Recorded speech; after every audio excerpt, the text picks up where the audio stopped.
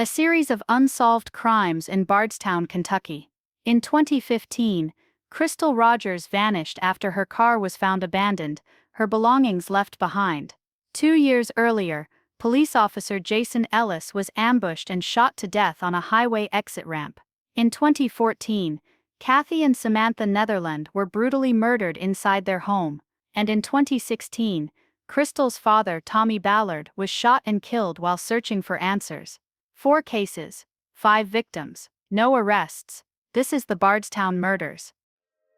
She vanished without a scream, without a struggle, without a single witness. On a warm July night in 2015, Crystal Rogers, a 35-year-old mother of 5, disappeared from Bardstown, Kentucky. Her car was found abandoned. Her belongings were left behind. Crystal was never seen again, but this wasn't an isolated mystery, because in this small postcard-perfect town, her disappearance was only one chapter in a much darker story, a story of multiple murders, whispered cover-ups, and a killer or killers who have never been brought to justice. This is the story of the Bardstown Murders. Bardstown, Kentucky, a town of fewer than 15,000 people, known as the bourbon capital of the world, a place where church bells rang on Sunday mornings, neighbors waved from porches, and crime felt like something that happened somewhere else. For generations, Bardstown sold itself on safety, but beneath the charm, something was already broken. 2 years before Crystal Rogers disappeared, Bardstown had already tasted blood. In May of 2013, Officer Jason Ellis was driving home after his shift. Just after midnight, he radioed in something strange: debris placed across the exit ramp of the Bluegrass Parkway. When Ellis stepped out of his cruiser to investigate, someone was waiting, hidden in the trees. He was shot multiple times, execution style. Officer Ellis died alone on the roadside. His killer vanished into the dark.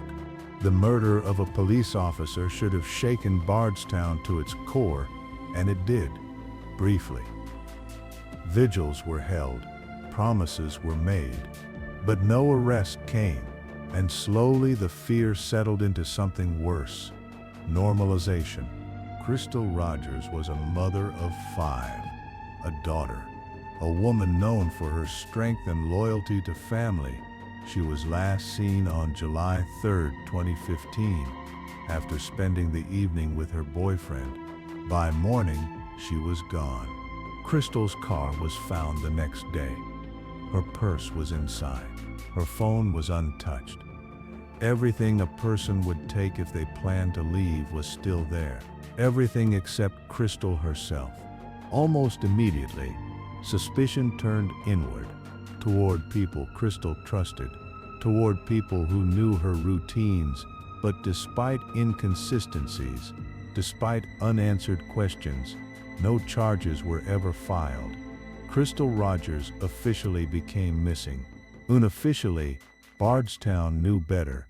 Crystal's father, Tommy Ballard, refused to accept silence as an answer. He organized searches, pressured police, spoke to the media. He became a constant reminder someone would not let this go. On November 19, 2016, Tommy Ballard went hunting. He never came home. He was shot in broad daylight. The official ruling accidental, but the timing was impossible to ignore. The man searching for his missing daughter was now dead himself. A missing daughter. A murdered father. Still no arrests. Still no answers. And Bardstown's nightmare was far from over. By the end of 2016, Bardstown no longer felt safe. A woman had vanished. Her father was dead, and still no one had been arrested. Whispers began spreading in grocery store aisles and church parking lots. Was this a coincidence, or was someone being silenced? Bardstown became a town divided. Some believed the deaths were unrelated. Others believed something far worse, that the truth was known and being buried. Trust eroded, and fear began choosing sides. Kathy Netherland worked for the Bardstown Police Department. Her daughter Samantha was just 16 years old. They lived quietly, tucked away from the drama consuming the town. They were not activists, not public figures, and they had no idea they were about to become Bardstown's most horrifying crime. On April 21, 2014, Kathy Netherland didn't show up for work. That alone raised alarms. When officers arrived at her home, they walked into a slaughterhouse. Kathy and Samantha Netherland had been beaten and stabbed repeatedly. The attack was frenzied, violent, personal. This was not a robbery. This was rage. There was no forced entry, which meant one terrifying thing. Kathy and Samantha likely knew their killer, or trusted them enough to open the door. Investigators publicly insisted the murders were unrelated, but privately, the connections were impossible to ignore. A police officer murdered, a police department employee murdered, a missing woman, a murdered father, all in the same small town. Residents demanded answers. They asked the question police wouldn't. Are these crimes connected? And when officials refused to say yes, the silence spoke louder than any denial. Rumors spread like wildfire. Corruption, cover-ups, evidence mishandled. Whether true or not, one thing was clear: Bardstown no longer trusted the people sworn to protect it. Eventually, the pressure became too much. The FBI was called in. When federal agents arrive in a town this small, it means something has gone terribly wrong. Despite years of investigation, despite national attention, despite 4 victims tied to one town, no arrests were made, no trials held, no justice served. The crimes were different in method, but identical in outcome: silence, fear, and unanswered questions. Bardstown wasn't just dealing with unsolved murders. It was dealing with something far worse: a killer who had learned they could get away with it. By the end of 2016, Bardstown wasn't asking who did it anymore. They were asking, who's next? As years passed with no arrests, Bardstown did what many small towns do when answers don't come from above. It began to look inward, at neighbors, at friends, at people everyone thought they knew. Crystal Rogers was last seen with her boyfriend the night she disappeared. He said they were driving. He said she became upset. He said she got out of the car, and then, according to him, she vanished into the darkness. Investigators found inconsistencies, but inconsistencies are not proof, and proof was nowhere to be found. As scrutiny intensified, suspicion extended beyond one person. Rumors spread that more than one individual knew the truth. That silence wasn't accidental. It was shared. Over time, troubling questions emerged. Evidence that should have existed didn't. Tips that should have been followed weren't, and every missing piece made one thing clear: this wasn't just a mystery, it was a failure. The Bardstown Police Department found itself under a microscope. Accusations mounted, leadership changed, but the damage was already done. Once trust is broken, it doesn't come back easily. As investigators re-examined the cases, one question refused to stay buried. Was Jason Ellis's murder the beginning, or was it a warning? Someone had placed debris deliberately. Someone had waited patiently. This wasn't random violence. This was planning. Jason Ellis's killer knew exactly what would happen. They knew an officer would stop. They knew where to hide. They knew how long they had, which raised an unsettling possibility. The killer understood law enforcement. Potential witnesses stayed quiet, not because they didn't know anything, but because they were afraid of retaliation, afraid of becoming the next name added to the list. Federal investigators dug deep, but even they ran into walls. Leads dried up, cooperation stalled, and the killer or killers stayed invisible. 4 victims, 4 shattered families, and still no justice.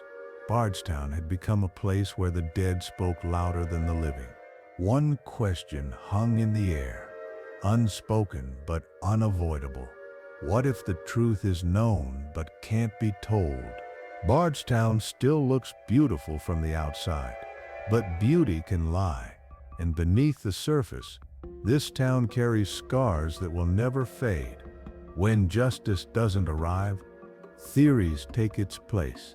In Bardstown, speculation became survival, a way to make sense of chaos, and over time, certain possibilities refused to go away. One theory suggested something terrifyingly simple. A serial killer, someone who knew the town, knew the back roads, knew how to disappear, but the victims didn't fit a clean pattern. And serial killers crave attention. Bardstown's killer wanted silence. Another theory cut closer to home, that these weren't random acts, but deliberate silencing. Jason Ellis may have known something. Kathy Netherland may have known something. Tommy Ballard refused to stop asking questions, and Crystal Rogers may have known the truth that tied it all together. Some believe Bardstown wasn't hunted by one person, but several. A shared secret, a shared risk, and a shared understanding that no one could speak. Officially, investigators maintain there is no confirmed link between the cases. Officially, each crime stands alone. But unofficially, few people in Bardstown believe that anymore. As years passed, evidence degraded, memories faded, witnesses moved away or passed on. Time, once the ally of truth, became its greatest enemy. For the families, time offered no comfort, only unanswered questions. No trials, no verdicts, just empty chairs at holiday tables, and lives permanently divided into before and after. Cases don't go cold all at once. They cool slowly, with every missed lead, every unanswered call, every door that never opens. Life continues in Bardstown. Festivals are held, tourists still come for bourbon and history, but beneath the laughter, the fear remains. Bardstown became more than a town. It became a warning, proof that violence doesn't need a big city, that evil doesn't need chaos. Sometimes it thrives in quiet places. Someone knows what happened. Someone knows who pulled the trigger, who held the knife, who made the choice to stay silent. The only question left is whether they'll ever speak. The Bardstown murders remain unsolved. No arrests, no convictions, just names and echoes. In Bardstown, Kentucky, the mornings still arrive quietly. Birds still sing, doors still open, but beneath the calm, the silence screams. And until the truth comes out, it always will. If you want more gripping true crime stories like this, hit like and subscribe and never miss a case.